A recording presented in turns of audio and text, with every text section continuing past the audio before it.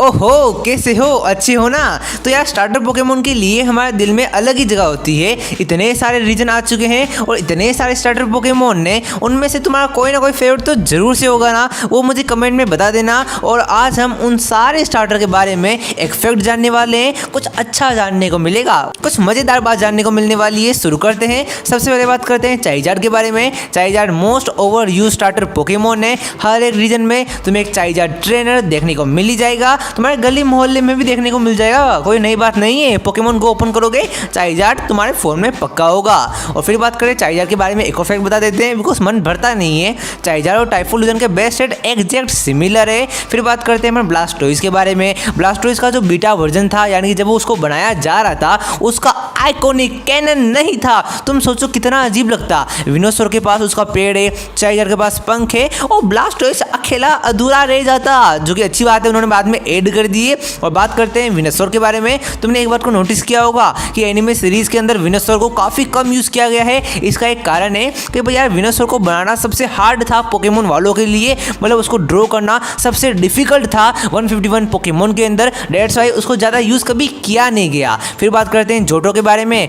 और बात करें जोटो रीजन के बारे में, तो वहाँ पे टाइफून मेरा पर्सनल फेवरेट पोकेमोन है, लेकिन ओवरऑल देखा जाए तो वो सबसे कम पॉपुलर पोकेमोन है जोटो स्टार्टर के अंदर। लेकिन फैक्ट यहाँ पे ये है कि ये पोकेमोन के सबसे ज़्यादा बेस्ट है। अरे अपन का जो फेवरेट होता है वो पावरफुल तो होता ही है। और बात करें मगेनियम के बारे में, एनिमे सीरीज में इसको ज़्यादा दिखाया नहीं गया, लेकिन फैक्ट यहाँ पे ये आता है कि इसका English and Japanese name same to same है। डेट्स मीन जो अपन वॉइस सुनते हैं ना इंग्लिश डब के अंदर, हिंदी डब के अंदर, वो सेम टू सेम जापानीज वाली ही यूज होती है, बिकॉज नाम सेम टू सेम है। समझ रहे हो ना? और फिर बात करें फ्रेंड फराली गैटर के बारे में, तो भाई साहब ये सबसे कम लेवल पे इवोल्व होता है। लेवल 30 पे ये फाइनल इवोल्यूशन पे चला जाता है, जो कि काफी कम है। इसी की वजह से ये थोड़ा वीक लगता है मुझे। मतलब यार अगर ज्यादा लेवल पे जाके इवोल्व होगा तो उसका फाइनल स्टेज ज्यादा पावरफुल होगा। लॉजिकल स्टेटमेंट, समझ रहे हो ना मेरी बात? फिर बात करें होविन के बारे में, तो होविन में ब्लेजिगेन यार इकलौता ऐसा स्टार्टर पोकेमोन है जो कि एनिमे सीरीज के अंदर होविन रीजन से पहले ही जोटो लीग में इंट्रोड्यूस हो गया था। और बात करें स्वैम्पर्ट के बारे में, स्वैम्पर्ट सबसे ज्यादा डेडलीस्ट कॉम्बिनेशन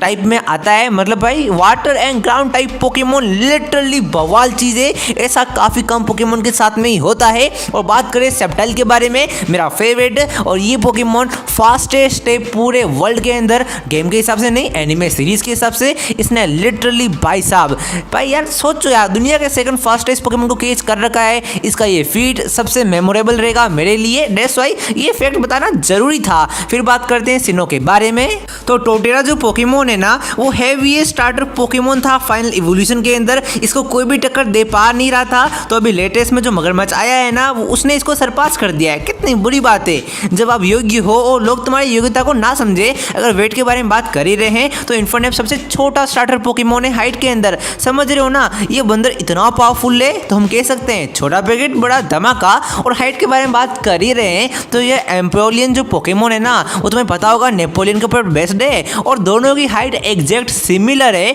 और एम्पोलियन पोकेमोन के सर के ऊपर एक ताज है जो कि रिप्रेजेंट कर रहा है ये पैदा हुआ है राजा बनने के लिए। लिटरली अमेजिंग डिटेल ना, तो पता नहीं होगा।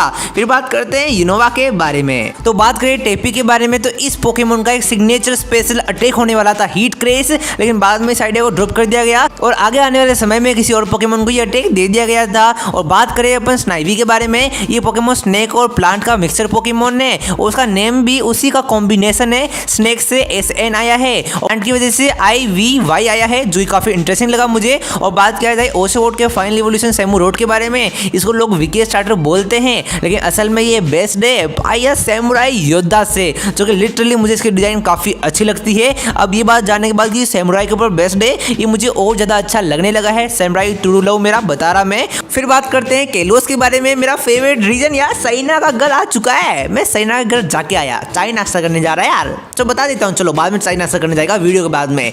तो हाँ, यहाँ का जो पोकेमोन है ग्रीन निंजा, वो सबसे ज्यादा पॉपुलर क्यों हुआ पता है तुम्हें? इसके पास आया इसलिए बिकॉज भाई यार किसी भी पोकेमोन के पास मेगा एवोल्यूशन था नहीं, बल्कि केलोस में ही मेगा एवोल्यूशन इंट्रोड्यूस हुआ था। लेकिन इस पोकेमोन को बॉन्ड इवोल्यूशन दिया गया, जिसको लेके पोकेमोन वाले भी काफी कंफ्यूजन में है। यानी कि जर्नीज में हमको बोला गया था कि बॉन्ड निंजा जैसा कुछ होता नहीं है। और फिर M2 बिकम पोकेमोन मास्टर के अंदर ओपनिंग सॉन्ग के अंदर हमको हमारा ग्रीन निंजा बॉन्ड वाला दिखाया गया कि हाँ बॉन्ड इवोल्यूशन होता है। एक बार ये डिसाइड नहीं कर पा रहे कि बॉन्ड इवोल्यूशन कैनन है या फिर नॉन कैनन। लिटरली बवाल चीज़ है ये। और फिर बात करें चेस्टपिन के बारे में तो यार ये काफ़ी बुरा फैक्ट है कि चेस्टपिन को लोग सबसे ज़्यादा कम पसंद करते हैं। ये मेरी ऑब्जर्वेशन है, मैंने जितना यार इंटरनेट पे देखा है उसके हिसाब से चेस्टपिन पोकेमोन को सबसे कम लोग पसंद करते हैं। और बात करें अपन फेनिकिन के बारे में तो ये फेनिकिन को भी लोग काफ़ी कम पसंद करते हैं, थोड़े बहुत लोग पसंद करते हैं सिर्फ साइना के कारण। यार हम केलोस ट्रायो के लिए बोल सकते हैं कि यहाँ पे ग्रीनिंजा ने बाकी दोनों पोकेमोन को इतना ज़्यादा ओवरशैडो कर दिया कि बाकी दोनों पोकेमोन अपनी full potential full fan base को कभी अच्छी भी नहीं कर पाए।